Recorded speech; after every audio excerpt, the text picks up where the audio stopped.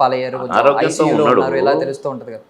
అనారోగ్యంతో ఉన్నాడు కరెక్ట్. ఉమ్, ఉమ్, కానీ బాధపడుతూ పాపం 3 సంవత్సరాలు ఉమ్, లేవలేక ఉమ్.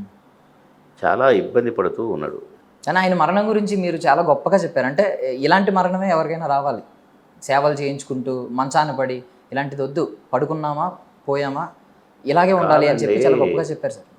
అందరితో తిట్టించుకొని ఈ అమ్మాయి ఈడు నా ప్రాణానికి పడ్డాడు, వీడిని ముడ్డి గడగాల్సి వచ్చింది, మూతి గడగాల్సి వచ్చింది, పండు తోమాల్సి వచ్చింది, ఈ అమ్మాయి ఎన్నాళ్ళరా నాయన ఈ చాకిరి అని మనల్ని ఈసడించుకోకముందే, అసహించుకోకముందే పోయిన జీవి ఎవరన్నా ఉంటే వాళ్ళు ధన్యజీవులు అని నేను అనుకుంటాను.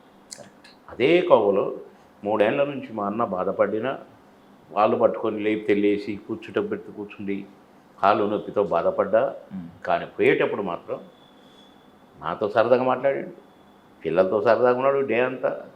3-4 రోజులైంది వచ్చి మనవాళ్ళు 2 కూతుళ్ళు అందరు ఇంటి నుండి ఉన్నారు, అందరిని చూసుకున్నాడు, మంచిగా భోంచేసిండు, కొంచెం పడుకున్నాడు, వెళ్ళిపోయాడు, బాయ్, కథ.